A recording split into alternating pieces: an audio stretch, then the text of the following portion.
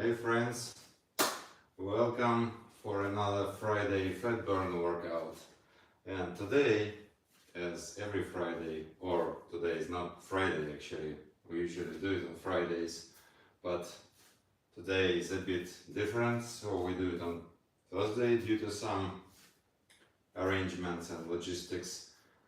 However, the episode we have today is kind of special. And it is special in a way that we usually have some jump rope going on, and today we will not have any jump rope. Why is that? You will know in a minute. I will explain it. However, today is everything about how to start your training journey and fat loss journey and, well, fitness journey in general. How to start from the right foot, quote unquote, so that you don't get injured, so you start seeing results as soon as possible, and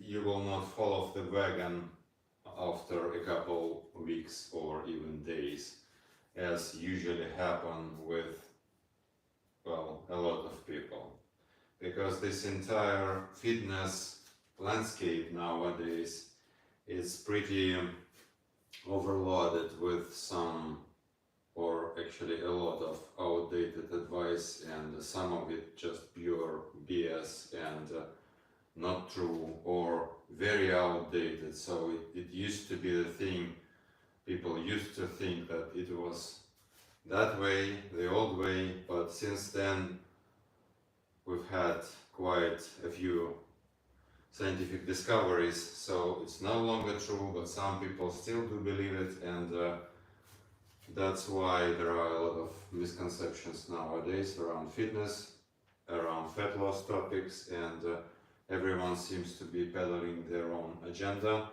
So I will try to stay unbiased and offer you some really valuable advice on how to start losing fat in the most practical and effective way, and how to start your training from scratch so that you don't injure yourself and you enjoy what you are doing, and you can easily progress over time.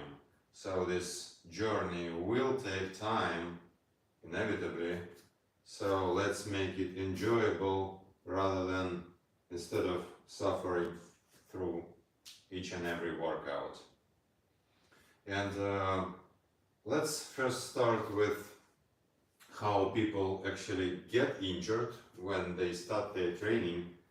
And I will also tell you a story about how I started my fitness journey and how I got injured right away.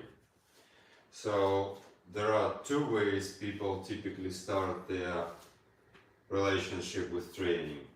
One way is they go, typically, first of all, the modern lifestyle promotes sedentary habits, and we sit at the desk in the cars, and we don't move a lot because we have elevators, and we don't take stairs anymore, and we don't go like easily. Gyms are not really accessible because of logistics. So yeah, or many people have too many chores or hurdles and they can't really make it 3 times per week, or how many they wanted to make. So people typically gain some extra weight from sitting, and at the same time their leg muscles get weaker and weaker because they simply don't use them. They don't use stairs anymore. They don't really necessarily walk to the office or to or from work. They don't use bicycles, most of the people, and eventually it makes your legs weaker and weaker. And at the same time, we also have tight hip flexors from sitting, so they get really tight in this position. and that exacerbates the problem. It contributes to this pelvic tilt, all sorts of pelvic tilts, and at the same time your core muscles get weaker and weaker, because core muscles are aimed, have to actually support your movement and keep you upright, first of all. And since you are mostly sitting down, your abs have no opportunity to actually fire the right way. So it gets weaker and weaker. And this is why the conventional way of starting training or fitness journey is not optimal, to say the least. Because if you come to the gym with weak legs and weak abdominal muscles and start doing something really heavy like bench press or heavy squats or you name it, like heavy deadlifts, you will injure yourself, because having strong, healthy legs is a proper foundation for all other athletic and strength moves, and legs and core. And since you don't have it when you're just starting, this is the wrong way to start, and this is the surefire way to get yourself injured. We don't want that. And I would like to share with you today this alternative approach that you can use safely and securely, and make those progressions enjoyable and gradual over time. So I assume that you have some extra weight to shed. Some of you have more, some of you have less. And no matter how much extra weight you have, you probably gained it over time, right? You gained it over years. So first of all, I want to address this thing that don't expect results to happen overnight or in a month, because you have spent years getting this extra weight. So expect it to go away also gradually. But having the right program, the right system is key here. And if you can make it sustainable and enjoyable, you are on a right track. You will lose weight eventually. There is no question about it.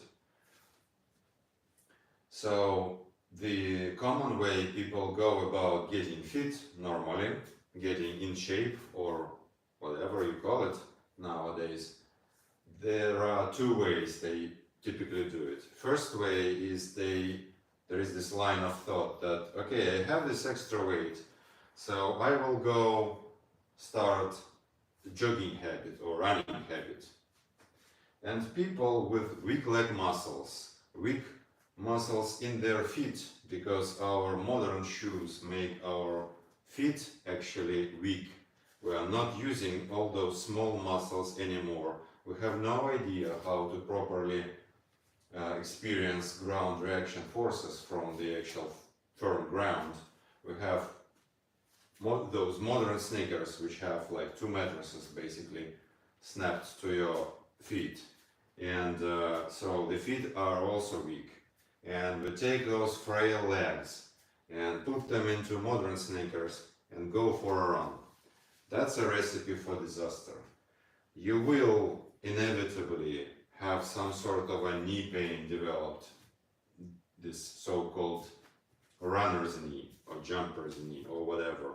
Or they go all into jump rope the way I did it. And I got this jumper's knee right away because I started jumping like 1 hour plus per day right away. And of course, it wasn't like necessarily injury, but I have spent months recovering from that and gradually rebuilding my leg muscles so that I don't have this pain anymore. So this is the first way to screw it up. Go for a run and then get injured and end up in a bed for a couple of weeks or even months. And of course, having no desire to repeat this painful experience. And then you just assume that you have failed, there is something wrong with you, your metabolism is shot or whatever. But this is of course not true. It's just about like not having enough knowledge, proper information of how to start training. And this is what we are for. This is what we are doing today. And the second way people typically screw it up is they say, okay, I have this extra weight, so I will subscribe for a gym membership and I will go lift heavy in the gym. This is the second typical way how people screw it up. And what happens, and this exactly thing happened to me, so I fell into that same trap, having those weak core muscles, weak legs, and weak everything. I subscribed for a gym membership and I went all in and started doing those heavy exercises that should have the biggest impact, like heavy deadlifts and heavy squats. And since your body don't really know what you're trying to do and it's not adapted to all those moves, so I was shaking all the way through those exercises, and then I figured, okay, I can't do it yet, but instead of lowering the weight and building up my strength over time, I said, okay, there is this Smith machine. I will go use that Smith machine instead, and that thing should make it more stable. But at the same time, I was able to load it with more weight, assuming that it's safe, but not having the proper squat form from the very beginning and loading the squat very heavy. I ended up injuring myself during the very first attempt on the Smith machine. And I ended up in the bed, not being able to even stand up straight for 3 days. So I was lying down and I was pretty scared. I thought something has happened to my spine. But fortunately, after 3 days, I have recovered enough to be able to stand up and start recovering. And at the same time, I have done some x-ray on my spine, and they have found 3 herniated discs there. That basically meant no gym membership for me anymore for months. And yeah, that's the story. So I then spent months recovering from that injury. And this is how people do it. This is a bit of an extreme case in my case, but typically you either get overwhelmed, exhausted, or very tired, very fatigued, or you will get yourself injured in a lesser way. So you can still walk, for example, but something starts to hurt, you hurt your lower back, you hurt your knees, your ankles get really like wasted. So it's not the right way to do it. The right way to do it is the way we will discuss today. And please, guys, don't repeat those mistakes. If you want to shed weight, please don't subscribe to the gym. And well, you can subscribe to the gym, but do this stuff in the gym. Don't look at anyone. Leave ego in the doorway when you enter the gym. Do your stuff. Don't let others like influence what you're doing in the gym.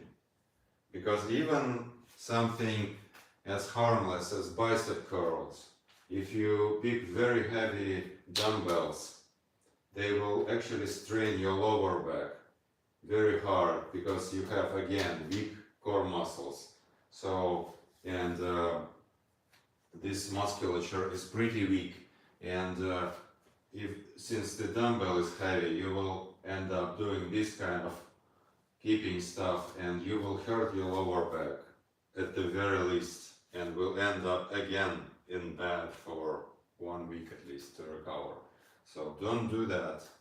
Build it up gradually from the ground up, literally. So train your legs, train your core, and then you can start doing all that crazy stuff that people do in the gym, or go for a run eventually after getting into the walking habit. because people can't really walk nowadays, but somehow they think it's logical to go running straight out of the door instead of trying walking for the same like 3 kilometers, for example, or 1 mile or 2 miles. So let's discuss, let me have a sneak peek on my, so yeah, let's discuss what I suggest you do instead, so that you don't injure yourself, what I suggest you do exactly, and how to progress this. So instead of doing all that crazy stuff, I suggest you start with what you have at your disposal. And if you don't have any weights in your house, you are good too.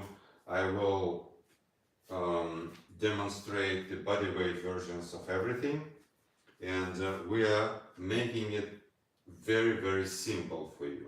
So I think you should focus on working your legs first, then working your core, preferably at the same time using the same exercises, because there are such exercises that exercise your core and legs at the same, in the same movement. And this is pretty much all the hip hinge exercises and all the squats. And this is what I want you to focus on in the very beginning. Start from the bodyweight versions of squats. Work your way deep into the squat and all the way up. This very simple, deceptively simple move requires, especially when you are going up, first of all, it requires dorsiflexion, hip mobility, and flexibility in your knees and hip joints to get into this position. And then it requires your core muscles to fire in the very bottom of this move, so that you can raise yourself up. And this raising yourself up involves hamstrings, quads, and all sorts of small muscles around, and glutes, by the way. And all of those are weak in most people from sitting all day. So start from the body weight version of those moves, and in the very beginning I can guarantee that even 10 squats will be very, very hard load for you. So squats and some form of hip hinge. Today we're gonna be doing 3 different hip hinge variations. You can pick, or you can find some other variations, but these are, in my opinion, the most effective exercises. So we're gonna be doing good mornings. Good mornings body weight is done like this. So you place your hands behind your head, and you go hinge. So first of all, the hinge movement. The hinge movement is not squatting, it's hinging, it's pushing your hips back. So if you press your hands into the folds of your hips, and with your shins perpendicular to the floor, you go shift your hips back. So this is 90-degree angle, and then this angle is as much as you need. It depends on your body proportions, and this is pretty much with a straight back. This is the as far as I can go about the hip hinge. And then you reverse the movement, so you stand all the way up by bringing your hips into the vertical position. So this is the part of the leg that moves, and challenge yourself, focus on not moving the shins, or move them as little as possible. So think about, like, if there is an open door behind you and you are trying to close it with your butt. So you stick the butt back but you're not rounding your spine at the same time. You are nice and upright, and you're shifting your hips back. This is hip hinge, and the simplest exercise for this is deadlift. You can do it with dumbbells or without dumbbells actually. So with dumbbells you just let them hang like this, and you perform this hip hinge, and dumbbells go as much down as they go, and then you reverse the motion and snap your hips to stand all the way up. This very same move can be done without any weights in the beginning. It's still gonna be challenging, believe me, if you focus on the right form. And if you don't have dumbbells and this feels a bit too easy, then try a single leg version. It also at the same time exercises your core even more. And this is a unilateral exercise which allows you to engage one leg or one side of your body more than the other, which will eventually even out the musculature on your both legs, and this will prevent you from getting those knee pains in a single knee, because those pains come from all those muscle imbalances that we develop over time. So the single legged version of this would look like this. So you raise one of your legs and then you go the same hip hinge move on one side, and then you straighten the leg and then you repeat it again. This also requires quite a bit of balance, and I can bet money that you will not be able to do it from the get-go. But this is a good thing, because at the same time, especially if you are doing this barefoot, you will also develop balance. And of course, have something to lean against, have something to help you. So if you start doing this, have something to, study yourself just in case, And yeah, this is how you do the typical deadlift pattern. Then we will have today also glute bridges, good mornings, and hip thrusters. So good morning, hands behind your head, and you go same hip hinge pattern. So you are not squatting, you're hinging your hips back, and you go until your body is roughly horizontal to the ground, and then you straighten yourself up, go straight back into the initial position. And you repeat this as long as, for the purpose of today's workout, we're gonna have 45 minutes of work and 15 minutes of rest. But then you can also do it MM style, every minute on the minute, which is you just set up a timer for 1 minute and you do, let's say, 10 or 20 reps, and then you rest until your timer goes off. And when it goes off, you just repeat it and then go for, let's say, 10 minutes. I would say the minimal time for this type of workout would be 5 minutes. So 5 exercises, and a good sweet spot would be 10 minutes. This is what we're doing today. So 10 bouts of exercise.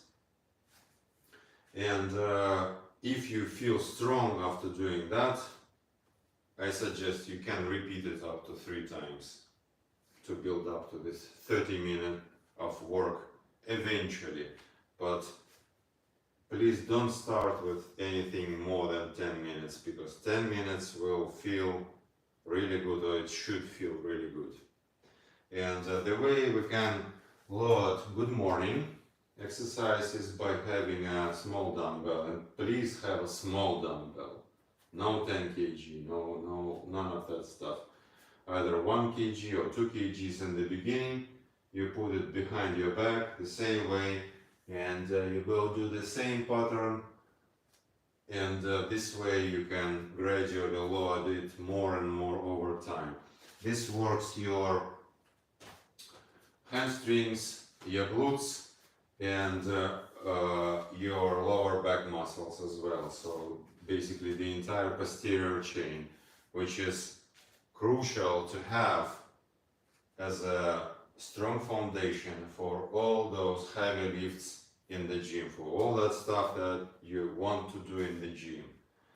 So you will be able to eventually start doing all that thing, but start with this first, start with this sturdy foundation. Now another exercise we will have is a glute bridge, and then we will also have a hip thrusters, and I will demonstrate both, even though they're pretty similar, and hip thrust requires some kind of a chair or sofa. So if you don't have it, do glute bridges on the ground. If you have a sofa, try doing hip thrusts. But before we go into that, let me address the elephant in the room. Why do I have those boxes here? And I will tell you, I have those boxes here because this is, well, I have boxes, you may have something else. But this is a proper fitness tool for people who can't really squat, go deep into the squat right away, especially with weights, because the goblet squat would be your final, this is what you're aiming for, to be able to do the goblet squat. A loaded squat where you handle, where you carry either a dumbbell or kettlebell in the goblet position. And typically people have problems getting into this type of deep squat due to dorsiflexion, hip mobility, and all sorts of those issues. And they have problems especially standing up from that position because of the weak core muscles. Because if you only sit to this kind of level or typical office chair level, then your core is unable to fire, is not trained to fire in a more deeper squat positions. So the way you develop this ability is you start without weight, you have some sort of elevation, and you do this exercise which is called box squat. So this is a typical squat, but you go slightly deeper. This is kind of a couch level roughly, or even lower than the couch. So a bit lower than you would typically go, and then you train yourself to stand up from this position. This will require your core to fire in some unusual position. Once you develop good strength doing this, you will load this exercise by having a dumbbell or a kettlebell in a goblet position, and then the next progression would be to remove one box, and you do the same, you continue doing the same. So you are sitting on the box, and now it takes you even more effort from your core to stand up from this next position. And if you have smaller increments, you can use them, whatever, like yoga blocks or something, you can stack them and gradually go down and all the way down until you reach the real deep squat level. So until you reach this ass to the grass kind of a squat and can stay comfortably here for a while. And stand up from this position. This is crucial. Being able to stand up from the ground without a load and then eventually with the load is crucial for longevity and being like a functional human being for as long as you possibly can. So now I will be using a kettlebell for today's workout just because I like loading those moves, and um, I am fairly adapted to this kind of a weight, but again, you don't have to use any weight, and if you're only starting, even body weight versions of all those exercises will feel like either impossible or you will be done after 10 reps.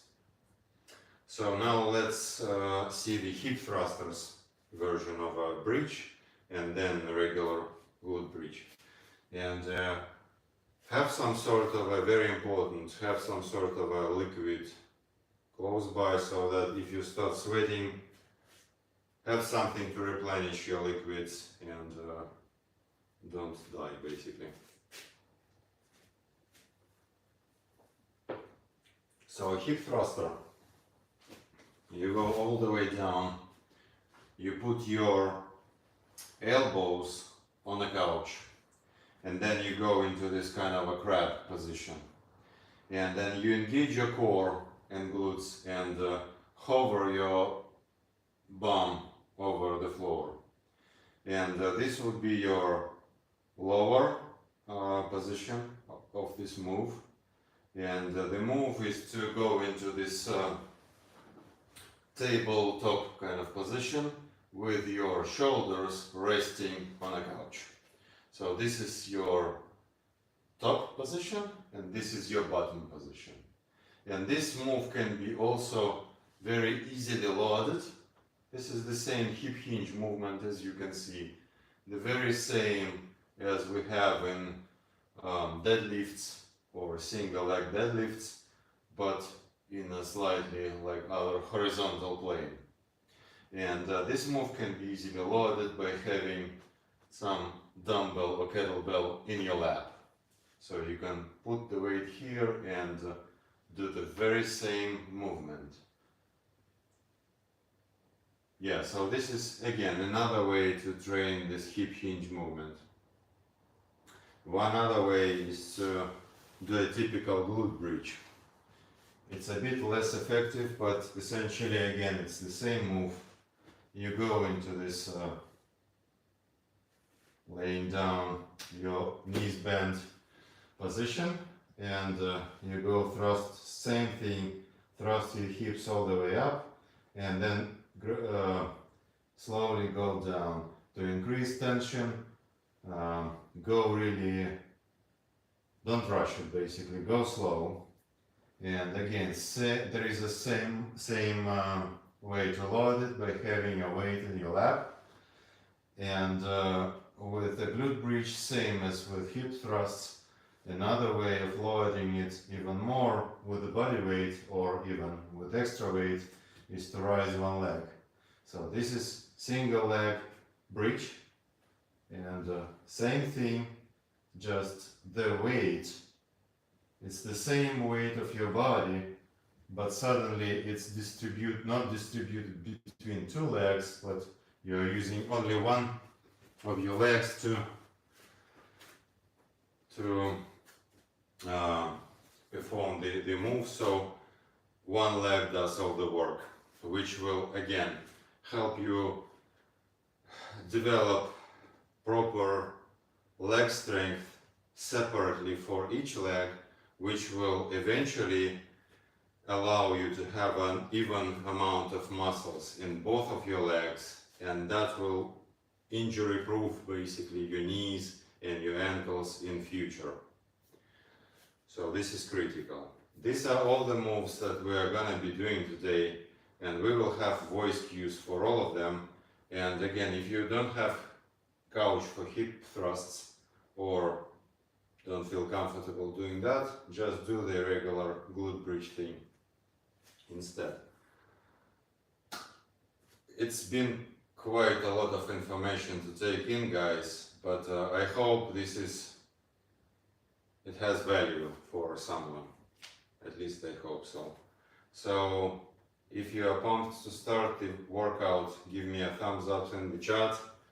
and I will get the music going, and let's start, because the workout itself is quite short. So now, yeah, we will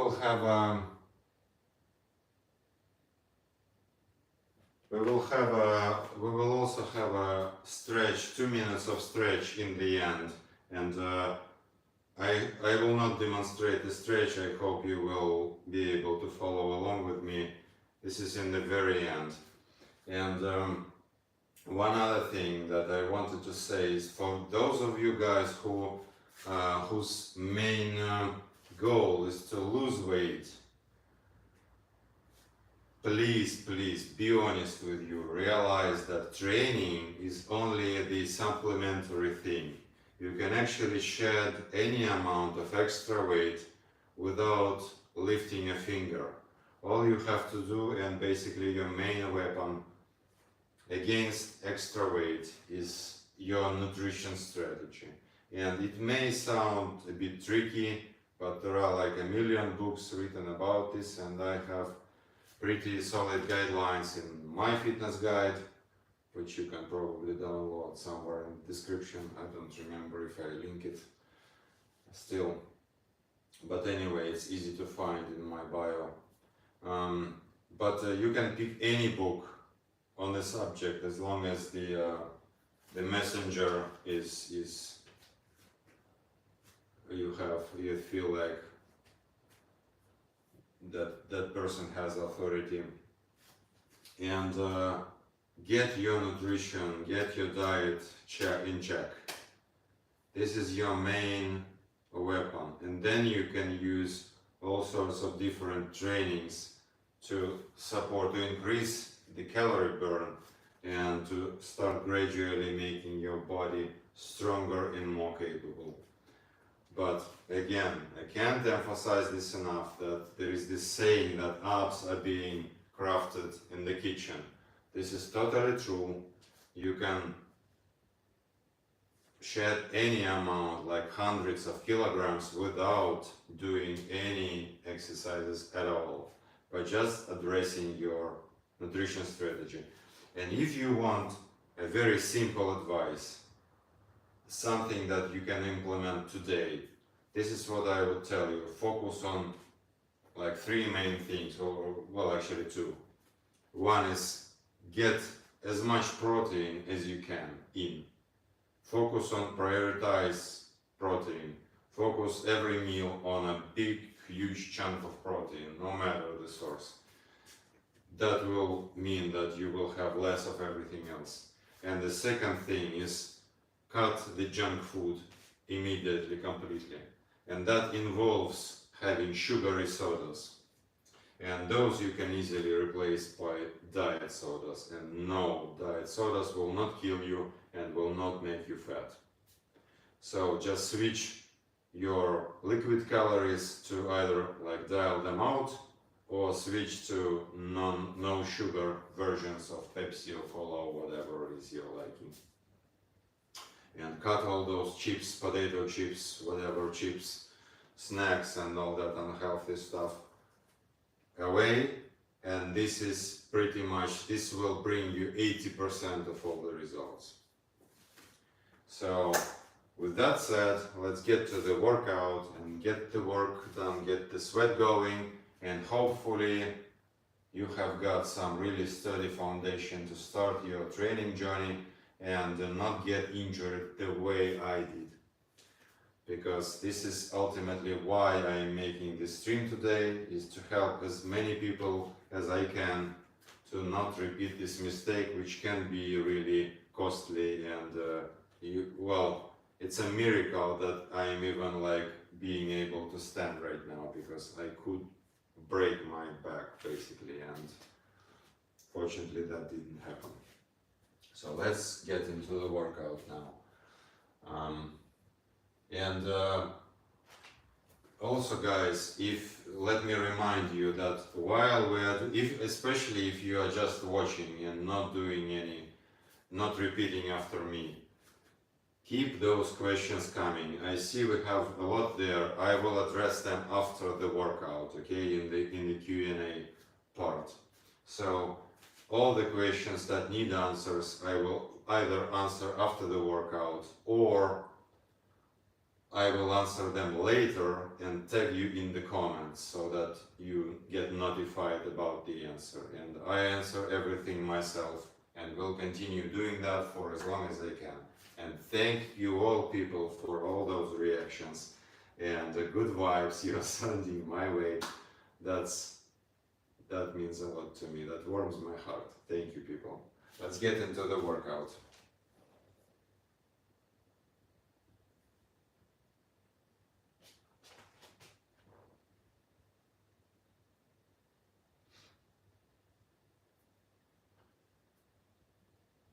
Yeah, so we have music going, and I will keep the music reasonably loud so that I can still speak.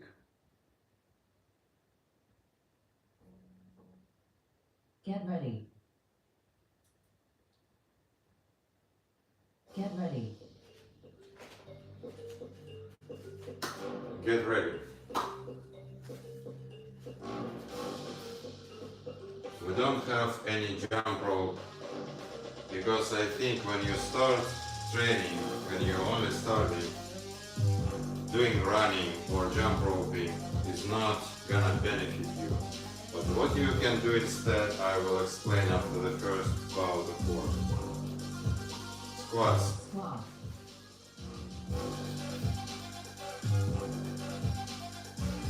All the way down, all the way up straight. Snap your hips. Ass to the grass. All the way up, snap your hips. Straighten your legs by pulling your kneecaps all the way up. If you don't have any weight, do it body weight. Just keep the pace roughly similar to what I do, because that will increase time under tension. Rest. And we're doing a lot of squats today. Just because your leg muscles are the biggest muscles of your body, literally, and that will allow us to burn maximum calories. Good mornings.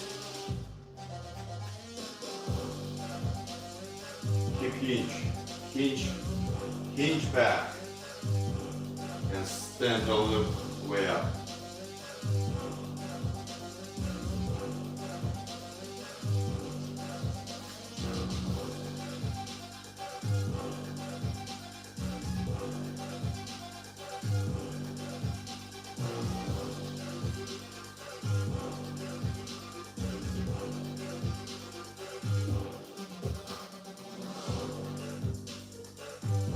If you have weight, or if you feel comfortable, Rest. have a dumbbell in your hands. But for the sake of safety, first try all those moves without any weight, just to be on a safe side. Squat. Squat.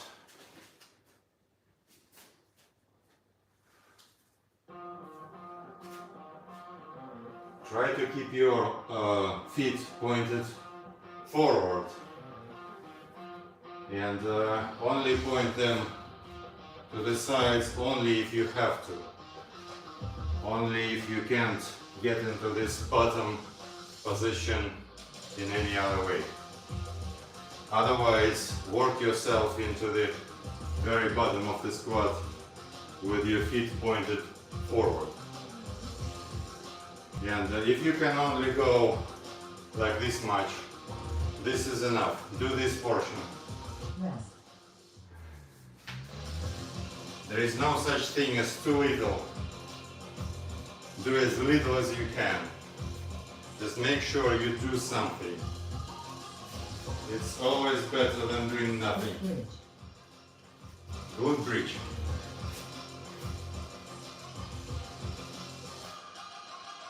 Again, single leg or two legs doesn't matter.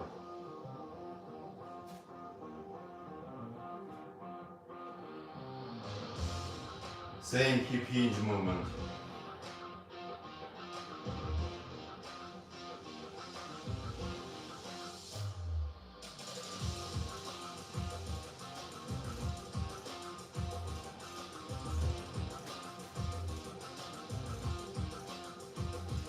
Regular glute bridge variation. Rest.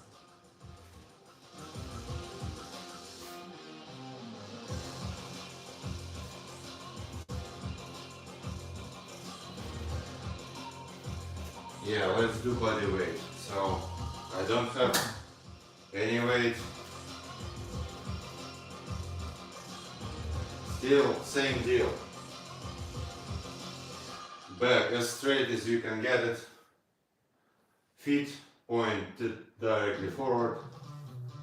All the way down, all the way up straight. Pull your kneecaps.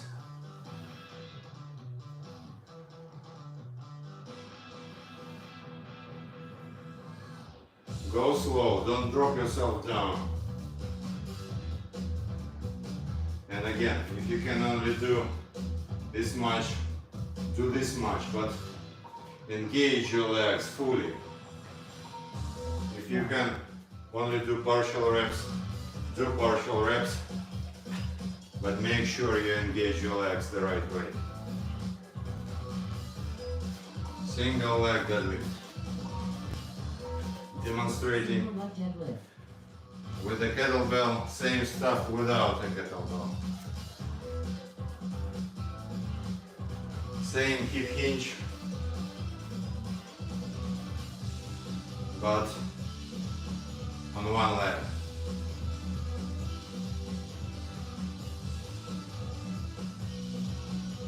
Same without weight. So you just touch the ground and you get all the way up. And if you get out of balance, help yourself with the second leg.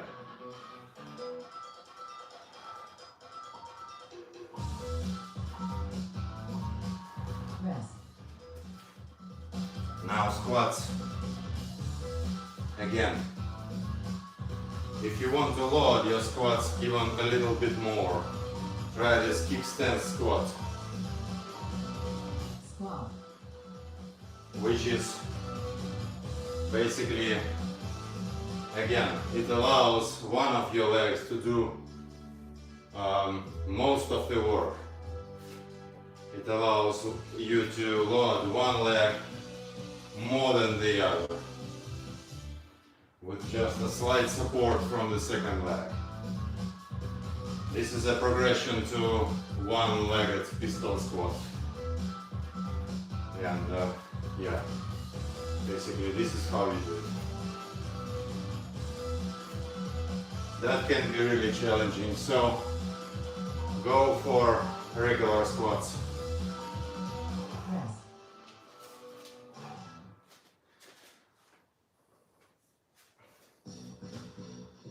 Hip thrusts.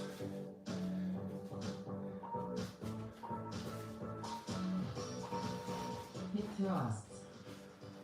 Yeah, lean on the couch and do this. Same as glute bridge, but with your shoulders elevated.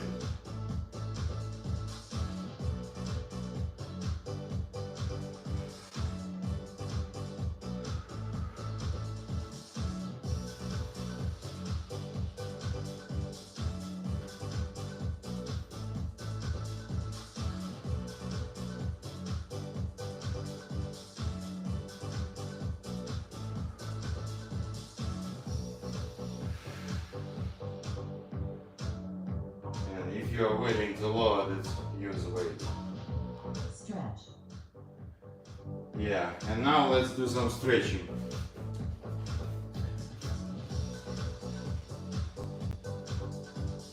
Downward facing dog, so called. So we're stretching our hamstrings and calves mainly in this position. And you attempt to Get your chest as close as you can to your knees. And you can pedal your feet.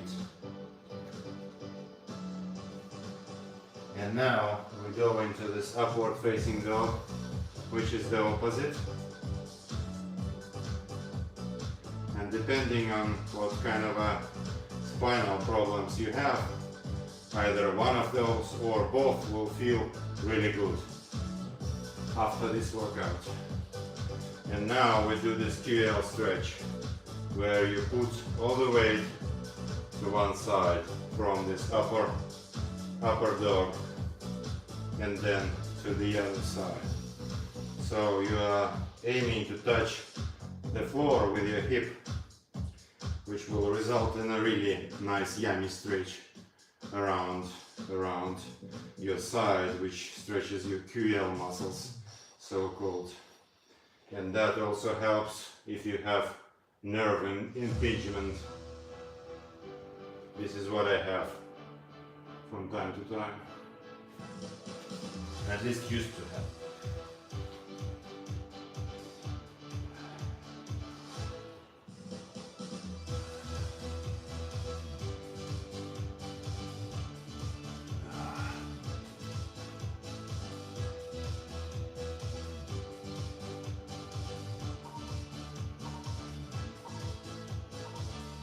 Workout complete.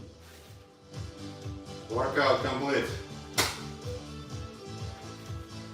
Congratulations, we have done it. Again, this is it. This is your 10 minutes.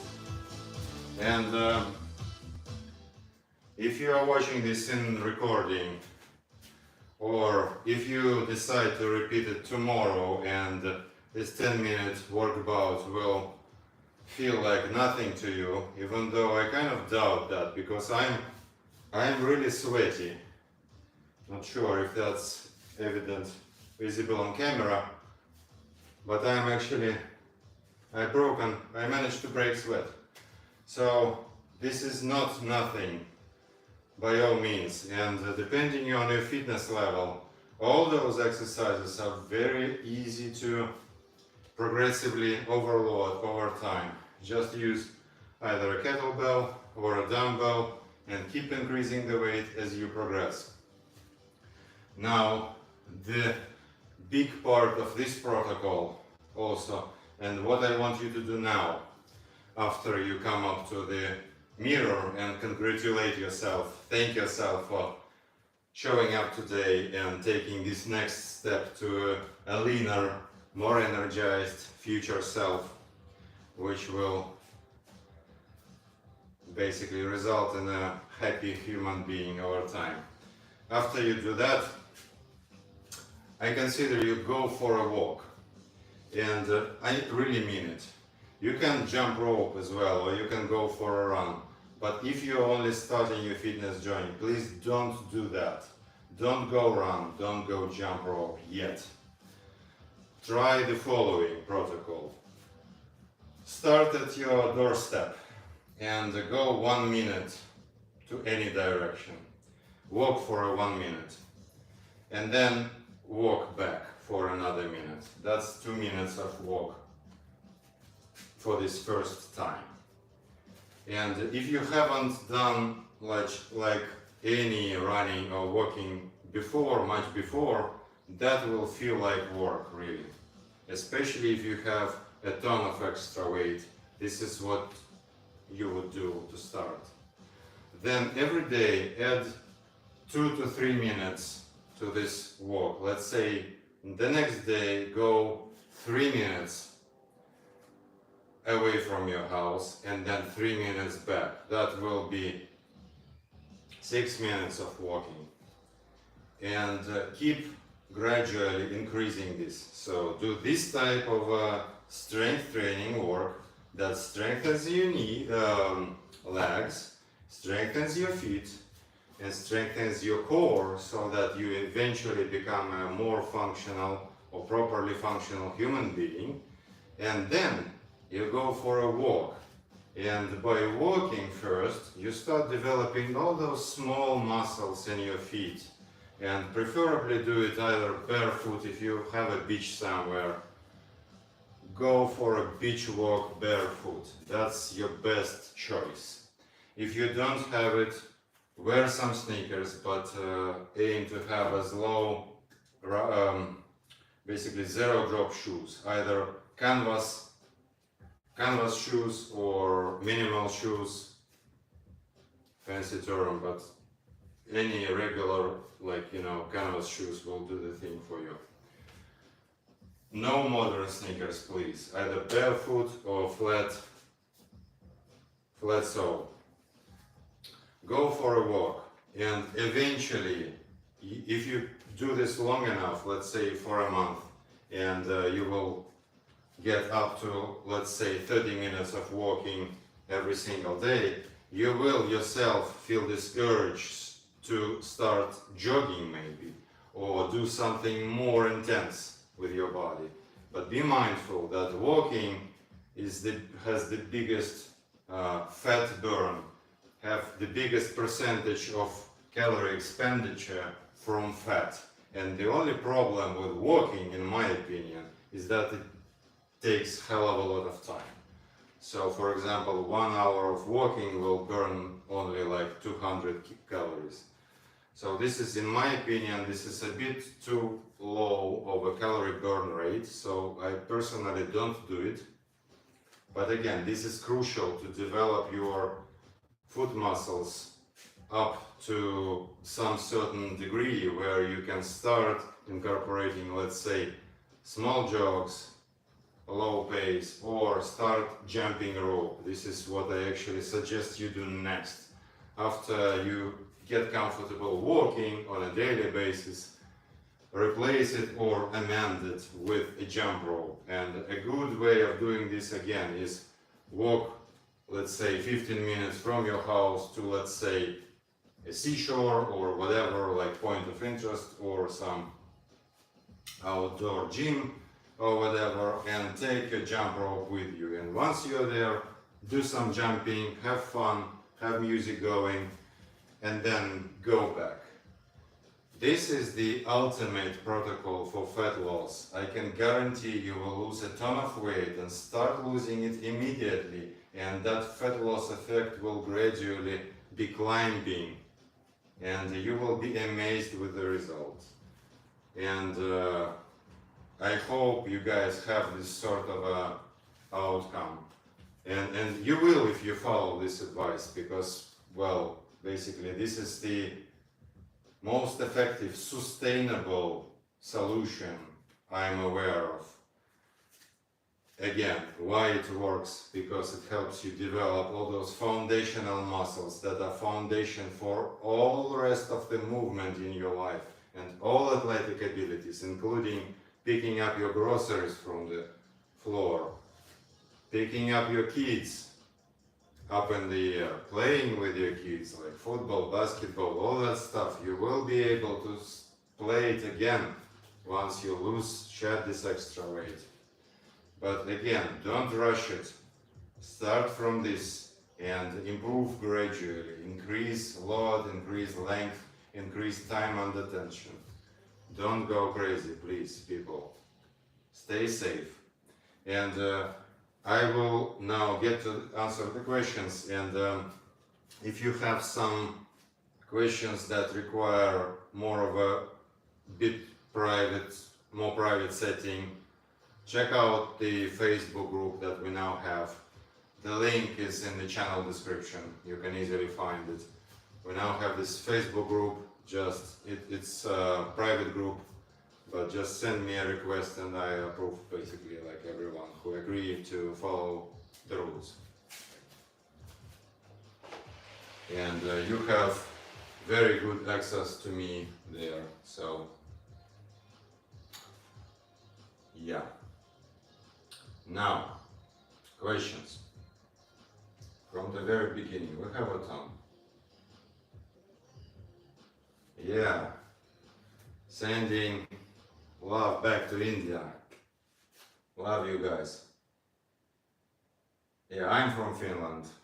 Easy question. Yeah,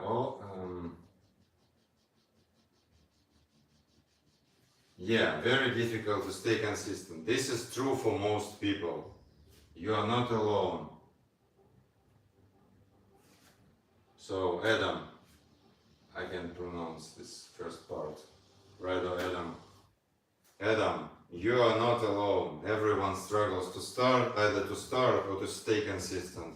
And this live stream gives you the right tools to be able to start easily. This is the very easy start. 10 minutes per day. You don't need anything else. You will eventually go like more and more. Keep, if tomorrow you feel like 10 minutes is too little, go 12, go 15. You can increase it basically indefinitely. Keep switching those exercises. The squats and hip hinge patterns. They exercise your legs, highest calorie burn in the industry, and supplement it with good nutrition and walk. And you are golden. You are golden. You will be half the size in 3 months. I can guarantee you personally.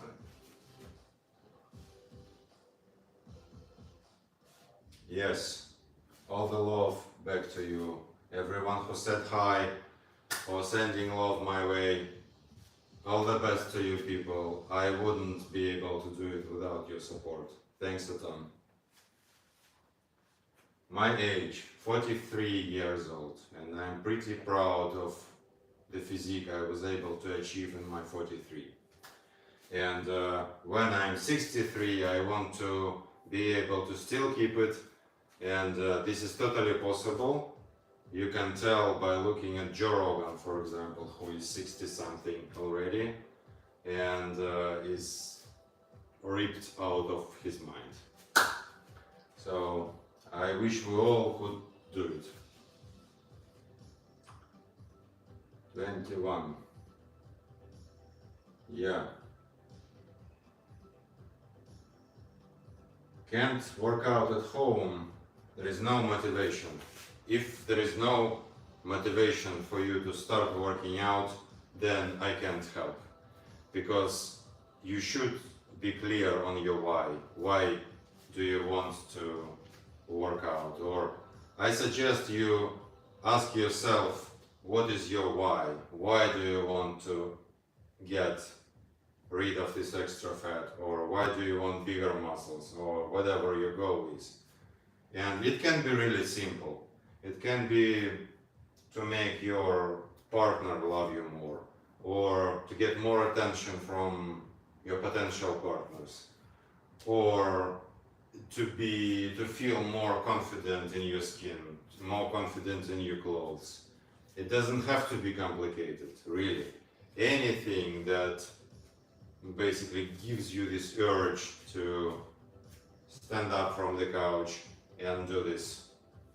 Some sort of a workout should work just fine, and the easy way to stay motivated is come see me every Friday. I know it's Thursday today, but we typically do it on Friday, and so that you are really informed, consider subscribing and enabling notifications. That way you will not miss those live streams, and we have at least one each week. Now next.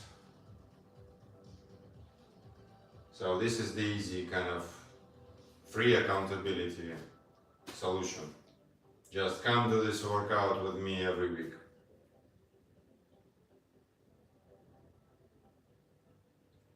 Yeah. Very sound instruction. Thank you, Albert.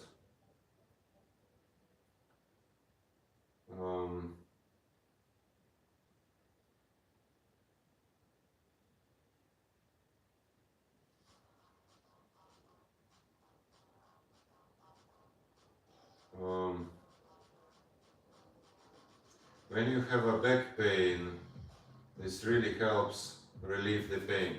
Yes, Albert, if some of those exercises help you to relieve your back pain, especially lower back pain, that's a good sign that your posterior chain needs extra attention. So if you're, especially if you're a gym goer, consider, even at your gym, consider focusing on the hip hinge movements, like deadlifts. Just if you are doing squats, for example, try to do more deadlifts than squats. And squat is a terrific exercise, but deadlift will give you more work on the posterior chain, actually, especially the lower back.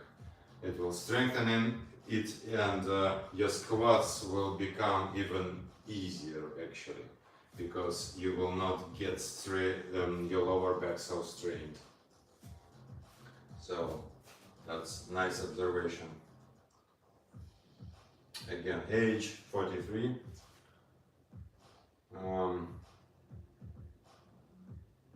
Yeah, strengthening lower back. Again, all the exercises in this workout strengthen your lower back. Load them sufficiently so that it feels like a challenge, and keep doing them until your back pain goes away. This is what happens to like everyone, literally. This is what happened to me. As soon as you pick up a kettlebell and learn a couple of those kettlebell deadlifts, especially the swings, it will swing away your back pain. Personal guarantee.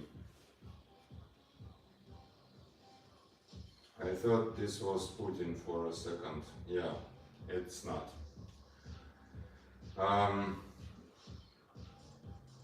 Yes, I'm 43 and with 2 back surgeries, sometimes I can't move. Yeah, of course, all this crazy gym stuff is not for you then, but what you can start doing is try those exercises body weight, and if they feel good, this is okay on its own. You don't have to load them, but then you can always do the single leg versions, and you can start loading them little by little by using those small little dumbbells, like 1 kg, then 2 kgs, and progress from there. And well, this is basically the recipe for proper rehabilitation. So you will be up and running, quote unquote, in no time if you just start small. Because the biggest mistake people do is they want the results overnight. They want it tomorrow. And with their, like I have also, like I said, 3 herniated discs. So if I just jump right into the gym and load my squats heavy, I will break my back again. This is not the way to do it. You have to gradually load those moves so that you progress safely and sustainably. And stay healthy and keep improving your back health instead of like ruining that thing. Yes. Yoga will strengthen the smaller muscles needed for better mobility. Absolutely agree. Yeah, I think yoga has its own place, but again, the big problem with yoga is that the calorie burn rate is, in my opinion, is not sufficient, and those more difficult moves can really discourage beginners. So you try doing some really strange, weird yoga pose and you can't do it, and you get frustrated and you just don't do anything. What I suggest you do instead is go for a walk. Walk and yoga have equal calorie burn, officially. This is like fact. It's the same low calorie burn. Walking versus yoga, they are equal or almost equal, at least in the beginning. So you can transition to those yoga moves to help develop more mobility and flexibility. But I know that many people find it frustrating in the very beginning, and we are talking about the very start of your journey. If you have been doing something like yoga and you love it, by all means, go do it for the rest of your life if there is no muscle building ambition in yourself. But if you do have some like bigger muscle ambitions, then consider incorporating something more, some more strength work, some more resistance training, like kettlebells or dumbbells. But totally agree in general. Pain pill day, yes.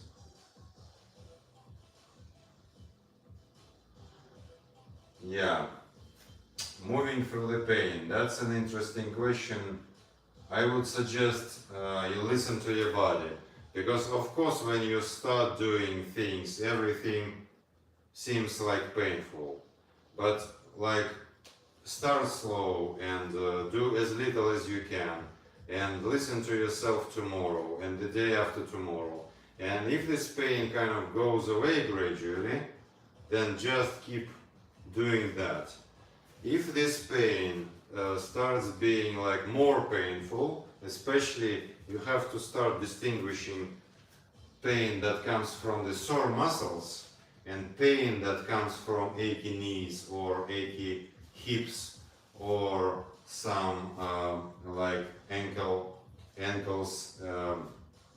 and all those joints in your feet. So if something is like some joints are aching, this is different thing. And if this keeps getting worse, then of course don't do it, consult, go see a physician and stay on the safe side. But if it's just you will figure it out that this is just a muscle soreness and it goes away as you develop your muscles, then just of course, yes, push through this soreness, that's the right way to do it. Just don't push too hard, that's it.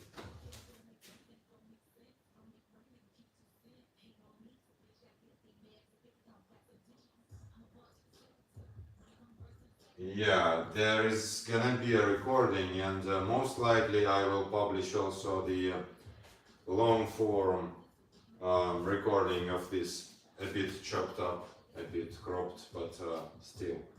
So yeah, stay tuned. If you subscribe, you will not miss the release of this long form recording of this live stream, and the workout is gonna be having proper voice cues and also those overlay timers so that it's easier to follow. One-on-one. Link is in the channel description. Plenty of options for one-on-one. Yeah, questions are welcome. Counting calories and do I follow? I'm not counting anymore, but this is only because I roughly eat the same stuff every day. Well, not literally every day, but let's say I have 5-6 options for the dinner that I really like, and I know how many calories there are, and I know that I don't go overboard, and I just keep rotating them. This is a very good nutrition strategy, and this is one of 5 that I recommend you, those simple ones that you can implement, and all of them are described in my fitness guide.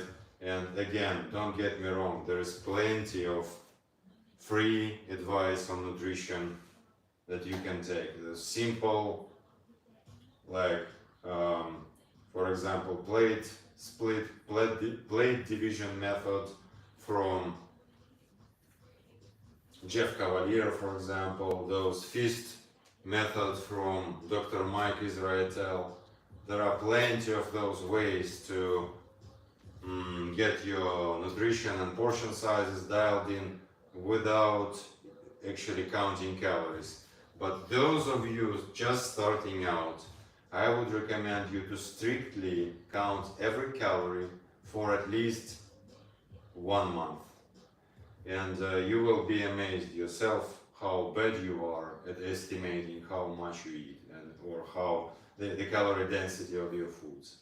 So just to get this awareness around how many or how much you eat or how calorie dense your foods are, for this very reason, track every calorie for 1 month and then see for yourself. I would suggest you continue doing that until you get on a sustainable track of gradually losing weight, and then you can go into this more intuitive eating or intuitive tracking. This is the way to go. Yeah, last question for today, friends. Whoever else is asking, I will be able to address those questions later. I will put them in the comments and tag you so that you can get the answer, notified about the answer. BMI is such and such, and this is underweight, and you are 15.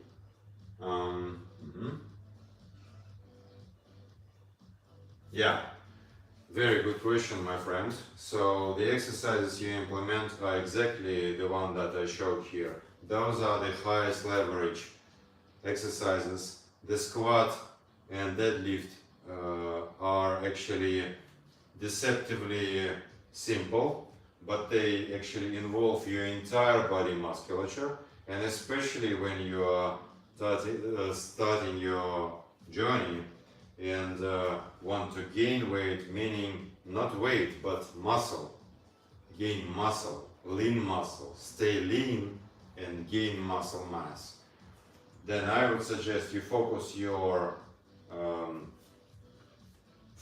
nutrition, base your all of your meals over a huge protein chunk. Prioritize protein, not just calories. Well, calories, yes, but mostly protein.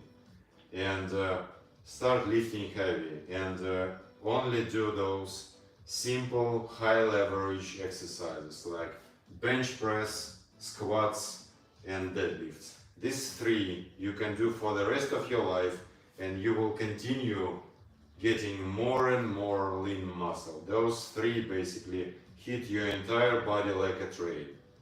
Okay, so deadlift, squat and bench press. This is basically all you need. If you are more into this home style kettlebell training, same as I am, then you will have much more variety. And even with the barbell, you actually have a lot of variety. There are at least dozen different squat variations and deadlift variations, I know. So you will never get bored actually. You will just switch between those different types of squats or deadlifts or bench press under different angles, and you will always be like feeling like work. That was work, not rest. So yeah, thank you all guys for coming today. I have to leave because I have some agenda still today. Thank you all for coming, and more importantly, like I said, go for a walk after this workout to strengthen the fat burn result. Go for a walk, minimum 1 minute away from your house, 1 minute back. But for most people, I would say 10 minutes of walking is a good starting point. And then come back and have your proper dinner. And the one other beauty about this workout and about this walking instead of running is that this activity is not fatiguing by nature. So you are burning a ton of calories, but you are not fatigued, and you will not crave more food. So it will not make you hungrier. This is very important in the very beginning, so that you continue to eat as you eat. Don't eat more. And this training supports this actually, instead of counteracting, as opposed to going for a run, which will make you really hungry, ravenously hungry, and you will probably cancel all the effect of your running immediately. Yeah.